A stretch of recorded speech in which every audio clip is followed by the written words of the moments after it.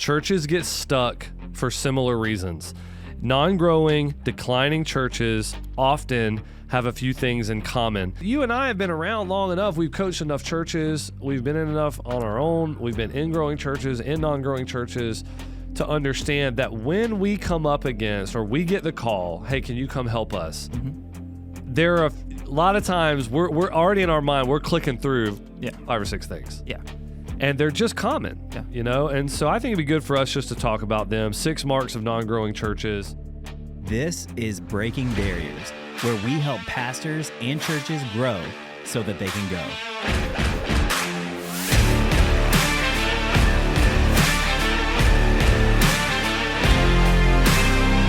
Hey guys, welcome to the Breaking Barriers podcast. My name is Pastor Andrew. I'm here today with Pastor Randy. And what we want to talk about today is 6 marks of non-growing churches. I think as plainly as I can say it, churches get stuck for similar reasons. Non-growing, declining churches often have a few things in common. Randy, you and I think are positioned to speak into this a little bit. I've been living the fast growth kind of life for 18 years, but before that, my entire life was not that. It was a very normative sized church. I know that, your background with some of that is similar, right? I mean, in some ways, this is almost newer for you. I mean, up until 11 years ago when I came to Mercy Hill, this was my reality. The church that I grew up in, I think at its peak was probably 200 to 250. Edgefield was probably around 150. Right. And we could have used a lot of this back in those days. And the thing that one of the reasons I really wanted you to be on this podcast to bring a level of authenticity to this, I mean, I don't want to blow you up, but I'm just saying, like, you and Pastor Tim are very, I just want to say it, like, you're very deep spiritual people, like it's not, I think the assumption sometimes is that the stuck non-growing church, that there's there's a spiritual problem where they're not praying enough or they're not. And we need to reject that. That could be true, but there's a lot of guys that are, frankly, probably praying and fasting for growth more than we do, and they're not seeing it. And some of that is just in God's hands. I understand it. But some of it feels like, man, it's just there are common traps that a church like Edgefield maybe just kind of got stuck in, man. I remember going to conferences and you hear the discipleship talk and you hear it, and I'm just like, man, I feel like I kind of understand some of that. Can you just tell us how to get past this very this barrier that we've come up against, and it seems like no matter what we do, we can't grow beyond this number. Yeah. So what we want to do today is we want to assume a couple things. We're going to assume, hey, we're talking high character, okay? So we're not talking about, man, a church is stuck or going backwards because there's immorality, there is embezzlement. We're not. That's sort of just not this discussion. Right. We're assuming high character, right, and we're assuming a spiritual depth, man. We're assuming a reliance on the Spirit. One thing we say at Mercy Hill is we rely on the Spirit, but we use the system. That's right. And so we're assuming that there's going to be guys that are relying on the Spirit. Mm-hmm. Maybe they're not using the systems as much as they should. So we're kind of assuming that part. So what I don't want is, to get, flack from this of like, well, you put 6 things about non-growing. The first one was they should pray more. It's like, we understand that. Yeah. But we're saying, hey, there's a lot of guys that are in stuck situations that are doing that part of it. They're very deep spiritual people. Absolutely. They're begging God, right? And so that we're assuming that part. The second part I'm going to assume here, okay, we just got to make sure this is known, because the guys listen to this podcast from all over, not just North Carolina, but all over the Southeast, and we even hear people from the whole country. The community you're in has to be able to sustain a growing church if it's going to grow. Now, if you're in a community that cannot sustain it, we would argue that doesn't change what you're trying to do. Absolutely. Yep. Like, you still do the right things. Yep. But guys, let's be honest. I mean, if you are in Tyner, North Carolina, where our missions pastor's from, I've been to Tyner. There's nothing finer than Tyner, Randy. Okay? How much going out and going on? There's not even a stoplight. It's a caution light. Right. You plant a church in the crossroads of Tyner, it's like, hey, dude, well, a lot of stuff we're talking about, there's just not a population there. But here's the problem. A lot of guys talk about that it's a population and all that issue when they're like in a place like Yadkinville or Shelby, where we are seeing Breaking Barriers churches that are growing like crazy. Yeah, absolutely. So let's don't confuse, hey man, it's a rural context with it's a unsustainable. Yeah, it's a reality that we can't let become an excuse. Yeah. But it is a reality in some places. In some places it truly is. Like, hey, there's not going to be a church that can grow here. There's no people here. But so assuming those two things, and then the last assumption I would make, just to kind of cover our bases here, and if you're around us, I think this drips off of us, but you're talking through a microphone, it may not. We there's a few scriptures that guide everything we do at Mercy Hill, and one of them is Psalm 127. We labor, but the Lord builds the house. And if the Lord doesn't build the house, the laborers labor in vain. So we make full disclosure at the very beginning. You could do all of the right things and a church not grow, and you could do none of the right things and it freaking explode. Yep.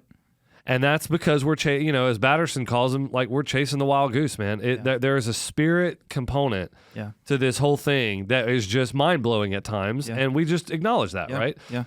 But with that said, you and I have been around long enough. We've coached enough churches. We've been in enough on our own. We've been in growing churches, in non-growing churches, to understand that when we come up against, or we get the call, hey, can you come help us? Mm-hmm.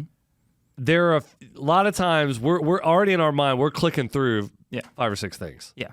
And they're just common, And so I think it'd be good for us just to talk about them. 6 marks of non-growing churches. The first thing, you guys know this from the Breaking Barriers podcast, but the first thing is we refuse, a lot of times non-growing churches refuse to make growth a goal. Mm-hmm. They feel icky about it. And the thing that we say all the time is, man, if you feel icky way upstream, you're not going to be able to do the hard things that it takes to go after with passion and fire the things that you're going to need to do to see the church grow. Yeah. So we say a lot of times, hey, we live in an age where we celebrate sending, we demonize growing. We're fine with sending goals, but we don't like baptism goals. I remember we had a church planner that was talking to us. He was fine with our sending goals. He pushed back on the baptism goals. I'm like, man, do you think all of it is not in God's hands here? Right. And so I think that for some reason, people don't, I'd like for you to speak into this. I think for some reason, people don't see the inputs as spiritual as the outputs. I mean, you're in an L10 meeting every week, and even beyond that. I mean, what are the things that we want to look at as spiritual that people don't think of as spiritual? Man, for us, it starts, honestly, with this don't sound super spiritual. It is. We're measuring how many people are visiting our website. That's right. We're measuring how many people are filling out the plan your visit, page to see who's actually planning to come, because we know that is a lead measure that gets us to first-time guests. And first-time guests is a lead measure that gets us to attendance. And attendance is a measure that gets us to groups and serving. And so it kind of all builds upon itself. And we want to celebrate the sending. We want to celebrate the commissioning. We want to celebrate all that stuff. But nobody really wants to talk about what are the things that lead to that. And we don't do this in other areas of our life. You think about being fit in the gym. It's like, man, you can't celebrate the muscles without the lead measure of going to the gym and doing the hard work. What's your bench press out now, Randy? And it's that's messed up, dude. You've been off all summer. It's not what it once was. In the Bahamas, brother. I'm coming back, dude. I know you will. You'll come back with a vengeance. No, what you're saying is exactly right. And people might get shocked that I'm going to say this. That is contextualization, okay?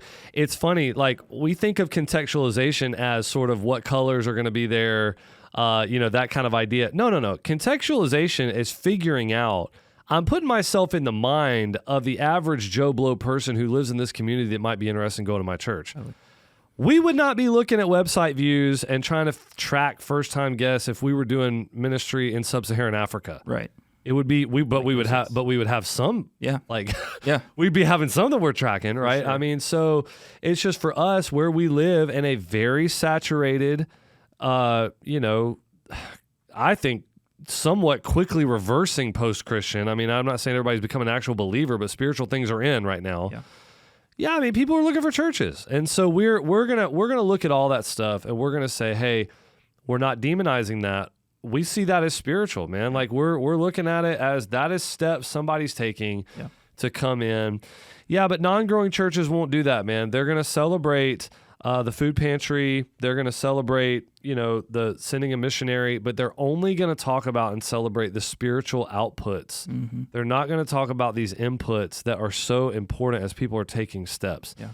If first-time guest numbers are icky, you're going to, if that's just kind of, you're not going to be able to stand up and say, man, we want to baptize X amount of people or whatever. And it's really true. Like if you just look at Barna or Warren Bird or the Unstuck group, like if you just look at some of the common places to go, the first thing that pops up when you say like, why is church not grow, is going to be the lack of vision. Well, it's, that's really that's kind of in the clouds a little bit. I think this is the concrete way to say that. Yeah. Is like, is the vision clear in that we are trying to see people get saved, baptized, which will mean we grow. Yeah. That we get bigger. Yeah, and I would just say, like, if you've just happened upon this one episode of Breaking Barriers podcast, that is the magic of Breaking Barriers. It's connecting very explicitly growing and sending. Yeah. Got to be a link between those two things. All right, second thing I think that really holds churches back from growing is the polity paralyzes them. They can't make decisions without so much input that it slows everything down to a screeching halt. Have you ever lived that life? I've lived that life for many years. Yep. Many years. And we see this a lot. I mean, I just was thinking about this with, churches that we coach. A lot of times it's not that they don't have the vision. It's not that they don't even know their next step. They know exactly what they need to do. The problem is they're going to miss the next growth season because it's going to take them 9 months to get consensus. Can't. Yeah, right. By the time that was the right decision, it's not the right decision anymore. Exactly right. Because the thing changed. Yeah. And it's been months and months later. That is so true. You probably lived ministry like this. For like I said, the last 18 years, I have not lived in this world. Before that, a little bit, I was leading worship, doing some, student intern type kind of things when I was in college. But most of my experience with polity paralysis is from the end user. Yeah. Like just as a member. Yeah. Just watching. Yeah. Business meeting after business meeting. Trying to make a hire. It seems like it takes 3 committees to approve, and there's checks and balances. I mean, the whole thing is basically set up to mirror the U.S. government. Yes, 100%. That nobody can really make a decision without somebody else kind of doing the thing. Deacon board that's really serving as an elder board, and some of that semantics. I mean, we don't think it's semantics, but some people are, the deacon board is really functioning as an elder board. A lot of times they have this posture that just slows everything down, where it's like, man, that board is sort of there. They view their job as being there to like keep the pastor in check, rather than serving his vision, and rather than being accountability and in a spiritual sense, and just brothers to like roll with, and it's just not set up that way. You have an elder polity issues paralyzed, right? You have an elder board that you have not clearly defined their roles. Yeah. So without telling them, these are the 5 things that we need you to do, they feel like everything is what they're supposed to do. Yeah. They're supposed to speak into every single thing. And it just slows everything way down. You can talk about it for a minute. Talk about our 4 tires. Yeah, before I get to the 4 tires, I want to share a story that I think just illustrates the point of this so much. I remember, I don't know if it was a business meeting or if it was a deacon meeting, but I remember one time we needed to add a door between 2 classrooms to expand. It was like very simple thing. We got deacons and church people speaking into what kind of nails. And there was a little bit of debate, what we were supposed to do. It was nuts. But the 4 tires, this is a Larry Osborne principle. The concept is, man, there's 4 things you should always be watching at your church. You need to be paying attention to seating capacity in the worship space, parking. You need to be paying attention to your kids' capacity. And then the 4th is speed and decision making. And if the tire is over the proverbial hose of growth, your church is not going to grow. Right. And the first 3 are very quantifiable. It's all numbers. Yeah. But this last one is where a lot of people get stuck. They're like, yeah, man, we're counting the cars, we're counting the people, we're counting all the things. But we can't do anything. We can't do anything about it. We're stuck. Yep. Early on at Mercy Hill, I don't know if you were here yet or not. Early on at Mercy Hill, when we did the first expansion of the first space, where we put the 30 chairs in the back, it was basically like, hey, we're gonna. I'm gonna make up numbers. I feel like maybe it was $30,000 or something. We had to go get permitted and blah blah, and it was gonna add 35 chairs or something crazy to the worship space. But man, we just looked at it and made the decision and did it. And it's like, that's I guess the question would be, if you needed to do something like that, is that a phone call to a chairman or maybe a quick text thread, that you're able to, hey man, this is what we're going to do. You're trying to get 4 or 5 people on, or is it 3 committees and 6 months? Yeah. And I think that when guys are like, man, it's that way, and I'm not even, man, I understand historically why churches have been set up the way they are. In the void of pastoral leadership, the sheep feel like they got to look out for themselves. Yeah.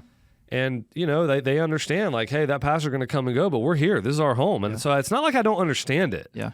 But, if you're in that situation, you also got to understand there's a risk on both sides. Yeah. It's not just the risk of, well, what if this elder-led thing kind of goes wonky? Yeah.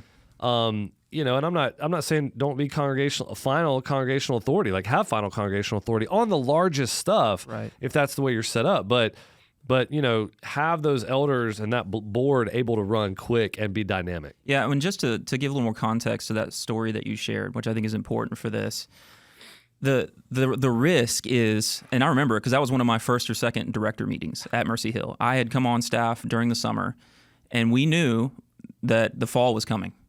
And if we didn't do something, we weren't going to grow it because we were people were standing in the back of the worship space. So to be able to make that decision and say, hey guys, we gotta empty the bank account. Right. No one's spending any money. This is the most important thing for us to do right now. Man, it was absolutely time sensitive that we got that done, or we were going to miss that next growth season. That's right. And if we would have waited, it wouldn't have been the right decision anymore. That's right. All right, third thing, personality driven, not process driven. I think that every leader has a lid, and every leader, let's just say lead pastor, every lead pastor has the capacity to build something off of the anointing of their preaching and based on the capacity of their relationship building and able to cast vision, and just every single lead pastor has some ability to be able to do that. Yeah. God given. For some that's an enormous capacity. For others it's much smaller. But for all it's not infinite. That's right. Right? Like whether you're the hottest, slickest, most anointed, whatever. It's like at some point running the thing off of I'm a really good preacher and people buy into what buy into what I'm doing one-on-one. Yeah. Some guys are amazing, way more than me, way more. Like some guys can carry an organization a long way like that. But there is some lid that everybody is going to have. And so if you don't end up kind of moving things from the personality into the processes, when you hit that lid, if you can't give leadership away, that'll be right where it stops. Yeah, just bam, right there, out. Yep, 100%. I was thinking about this. I think it's, if you've read the book, I know you have, the E-Myth Revisited. Yeah. I mean, that's kind of the concept of the book. He talks about the different roles and how leaders become the lid because they fail to recognize the different roles. But the other thing that's maybe a little more subtle in that book is the power of process. Like process is how you hand things away, like in a healthy way. To be able to go to somebody and say, hey, this is the process. This is what I need you to do. And I've got to get this off my plate because I've got other things that I need to focus on. Yep. And a lot of pastors, whether it's preaching, some pastors are, I would say, okay at preaching and really, really good at the system side of stuff. Yeah. They can become the lid in that area. Yeah. It's just that you only have so much time and you have to focus on the most important things. And I feel like we've faced that. Every leader on our leadership team has faced this in different ways over the past 12 or 13 years. Yeah, you're either going to respond by systematizing things, or you're gonna stop. Yeah, it's just gonna run out. Yeah. In terms of growth. So I think that's a good one. Personality, not process. That's a mark of a church that's stuck and not growing. I think another thing is the fourth thing here. Sorry, is they have no. Many times a non-growing, just stuck church. Again, it's not a spiritual problem. It could be, but it doesn't have to be. You could be a super spiritual dude, but just not have a process for discipleship. And so people are coming in, they do not stick, they do not grow because there's no opportunity for them to take the next step, to take the next step, to take the next step. We're sort of assuming that those things will happen rather than trying to put them in a process that fits together, creates momentum. Now here we do the flywheel. You want to talk about flywheel? Yeah, so the flywheel is derived from Acts 2, and it's gather, group, give, go. By gather, that means attend and serve. So there's a clear pathway for people. Hey, gathering is not just attending a service. man, we want to be people who serve as well. We don't just want to receive. We want to be people who give. And then the next logical step, and it doesn't always, go linear like this, but some people step into group before they step into the church.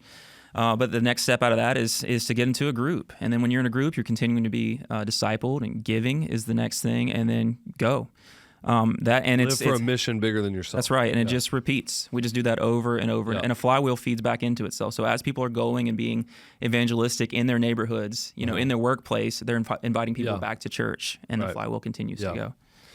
And it's a flywheel for growth, but it's also a flywheel for spiritual growth. Absolutely, because we kind of view them as the same thing. Yeah, I mean, I've been faced with this over the years. Like, you'll have someone who is like, well, I'm stagnant, I'm not growing spiritually, and you're like, well, let me ask you a few basic questions. Yep. And the thing is, I think that sometimes a stuck, non-growing church, they wouldn't know what to ask. Mm-hmm. It would be scattered. It would be a shotgun. They just wouldn't have very clear like we would say, okay, you're not growing. I can't make you grow. Yeah. I mean, Paul says it. Yeah. I can plant, I can water, God gives an increase. So cards on the table, you could do all the stuff I'm going to tell you to do, and you don't grow. That's right. But if you don't do all the stuff I'm going to tell you to do, you're probably, because you have these mandated things that we are called to apply ourselves to the will of God. And we would say the will of God is, among other things, gathering faithfully, serving, like you said, serving groups. So, I mean, we just have very basic questions. Like, I'm faced with somebody who's not who feels like they're stagnant. It's like, man, do you serve? Mm-hmm. Well, no, we come. It's like, okay. Yeah. Well, are you giving like a full tithe, tying your heart to the mission? Not really. Okay. Are you in a group? Like, are you faithful to that 3 sessions a year? Or are you just kind of like doing the Lone Ranger? I mean, it's very basic. And it's funny because people are like, I'm sick, but I don't want to do what the doctor's telling me. Right. It's very strange, really. I mean, it's spiritual blindness in some ways. Yeah. But if you don't have those 4 or 5 questions based on your model, I think it's really hard to see people come and stick over a long time. Well, and you'll end up trying a bunch of different things. If you don't have a system that works together like that and have those clear pathways, then you'll jump from one discipleship method to the next, to the next, to the next, instead of just sticking with something and working the system and having just very clear pathways for people to grow. Fifth, kind of the fifth sign of a stuck, non-growing church is there is not a clear God-sized vision. Mm-hmm. And now when we say, what is your church's vision? Like, man, I knew this guy back in the day when I was doing some ministry right out of college, and he said, I remember him saying, like, he was sick of people talking about the vision of their church. He's like, he did real dramatic. Oh, I've got a Bible, I've got Acts 1:8. I'm like, I don't think people don't realize Acts 1:8. I don't think that's what they're talking about with vision, but right. Like, I think what they're saying is, how does that uniquely apply to this church because of the gift matrix that is represented here? Yeah. Like, we believe like a normal individual Christian has a mandate by God, Matthew 28, like we go make disciples. But we also, Romans 12, have gifts of the Spirit that we are called to use. Right. So you and I have the same exact mission, but we are going to go about it in ways that are much more in line with the way God wired us and connected us. And I think, man, we just feel like that's the same with churches. Yeah. So yes, we're all trying to do Acts 1:8. Yeah. Evangelical, whatever, churches that are trying to do the right thing. We're all thinking about Matthew 28. Got it. Okay, yeah, we all got that. But what we're trying to figure out is, like a fingerprint, like a gift matrix in an individual believer, what is the church's vision, and how have the leaders of the church labored? Yeah. To not Moses, right? Not just say we're going to the promised land, but to say it's going to flow with milk and honey. Yeah. Yeah, and I feel like from where I sit, I would want to cede the floor to you on this one and just say, like, man, I noticed a pretty big shift in you several years ago where it was like, hey, we got to get this stuff on paper. Yeah. And I know at times that's been scary. Yeah. Because it feels a little bit out of control to set a God-sized goal. Right. But I feel like you've set a really good culture of, man, we're going to go after those things, and if it happens, praise God. Yeah. And if it doesn't, man, we took the best swing that we possibly could. Yeah. I mean, that's what we try to do. I mean, and we've had great examples of God blowing out of the water, and great examples where you kind of, it just didn't happen, and it's like, well, it was always in God's hands. That's right.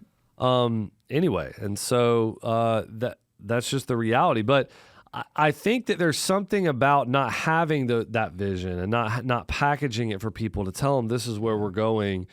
clearly, and I mentioned this earlier with Warren Bird and it's just the normal places you go to, Barna Group, all that. Why aren't they growing? A lot of times people will just immediately say vision. Mm-hmm. There's a lot of truth to that. Yeah. Like, are you able to cast a vision for what you want to see in your community over the next few years? Are you making disciples? I know we're all making disciples. Okay, that's what we're trying to do. Yeah. But are you doing that through adoption and foster care, or are you doing it through homeless ministry? Are you doing it through planting churches? Yeah. Is international missions a huge thing? Like, what is that individual gift matrix that you have? Are you blessing local schools? Are you, it's just like God wires us all so differently, and we have the chance, I think, to it's like Church Unique, it's kind of the Mancini book, Church Unique. We all have an opportunity to contribute to that greater kingdom in a very specific way. Yeah. Yeah. And I think it's good. I think it's God honoring. And I think there's something deep in the human heart that wants to get swept up into something bigger than themselves. And when you put language to that, man, it just gives people the connection between, okay, this is what the church is asking me to do. This is how I grow. This is how the church grows. And this is what we're going after. Mm-hmm. And I feel like that's what a lot of churches are missing. I think that's true, man. And I think that, if we don't have something that is bigger than we could just do on our own, it's hard for us to get that excited about it and praise God for it when it happens. I mean, Todd, I'll say this, then we'll do the last one. Todd Unziker, he's the director of the largest church planting kind of thing in North Carolina, or state convention, the Baptist State Convention of North Carolina. He's the director of that. But he, I was talking to him one day, and it was so funny when he said this to me, because I just thought, man, that's right.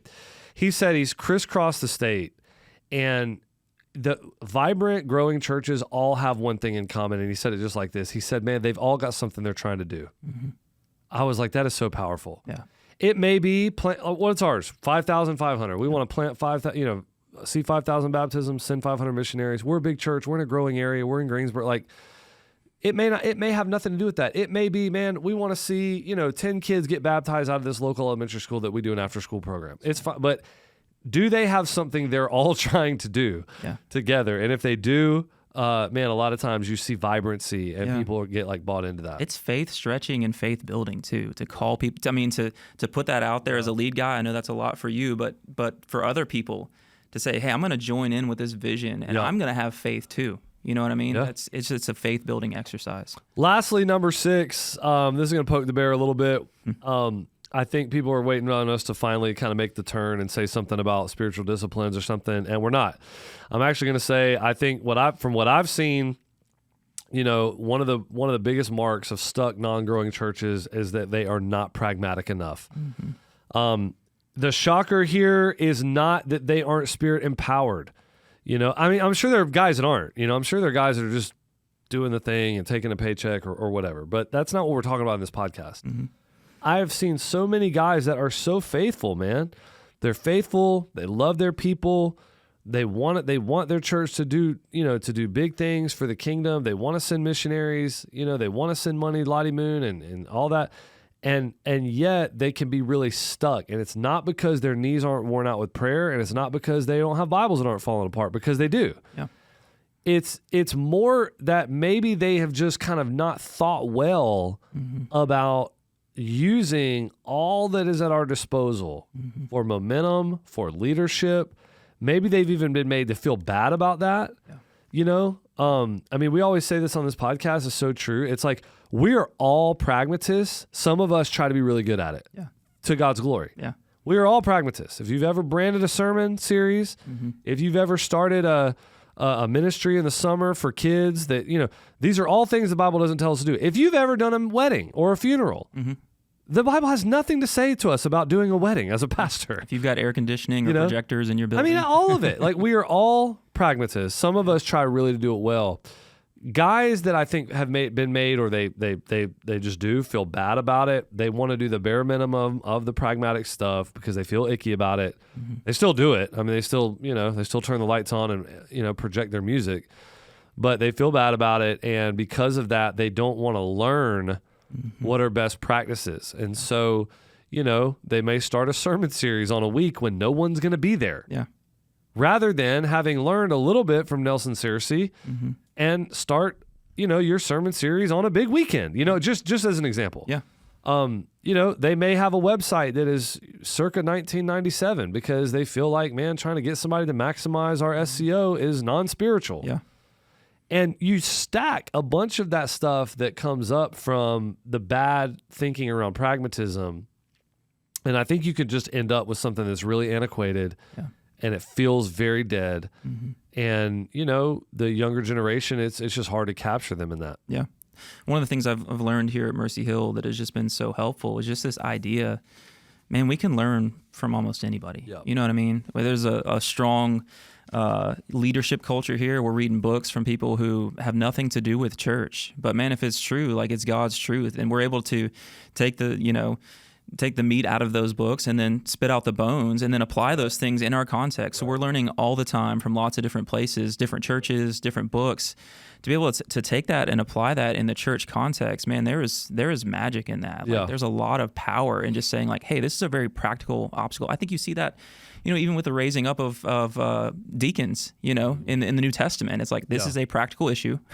Right. We've got all these widows in need. What are we going to do about it? Well, that's a pragmatic thing, raising up teams to address a real need. Yeah. And people just don't think about it that way. It's just odd because like the way people think about it is because it's a church, you shouldn't have to go outside the Bible at all to get better at running it. Mm-hmm. But yet we all do. Yeah. Nobody goes to the Bible to figure out QuickBooks so that they can understand accounting practices in their church. And yet we all use it. That's right. So it's like, okay, on the argument on the face of it fails. Mm-hmm. It sounds good. It sounds really good. It sounds spiritual, but it's just, right prima facie, it just fails. Yeah. And then, from there you can say, okay, if the argument fails, we are all pragmatists. Every one of us is using QuickBooks. Every one of us filed a tax exempt status for our organization. We all have articles of dissolution. Like we've done all the stuff that's pragmatic. Bible says nothing to do with it. Okay. What else could we think about doing that would help then? Yeah. Why is it that only this side of it can, why can't we learn leadership principles? Why can't we think about best practices? Now, I think the danger obviously is you begin to rely on the system and use the Spirit. Yeah. And what we've already said in this podcast is, man, we have to just be more disciplined than that. And if we get too far on that side, be willing to be called out on it. And repent. And turn around. I've had guys do that to me. Yeah. I've had guys that I'm close with that are like, man, sometimes this can feel a little bit more like you're using the Spirit and relying on the system. It's like, well, maybe I need to hear that. Yeah. And that's fine. Like I need to hear that. And if that's true, then yeah, we need to take it as a check, but it doesn't mean that you got to be, throw the baby out with the bathwater. So absolutely. I think the last mark, man, guys need to be more pragmatic, and I think it'll help them a lot. All right. 6 marks of a stuck church, man. I hope if some of this helps you, man, you can use it to, recognize it, send it to some leaders, man, ask, is this where we are? Where are we at on these things? Where are we at on these? And then hopefully get unstuck. Hey, if that's you, you're interested in more content like this, we would encourage you to jump into our private Facebook group. This podcast in particular would be a great one to post. Like, what are the areas that you've been stuck? From some of these things that we talked about today. So jump on the Facebook group. It's great content, good people that want to do the same thing that you're trying to do in terms of grow your church. And so, man, let's get on there and have a good discussion. Thanks.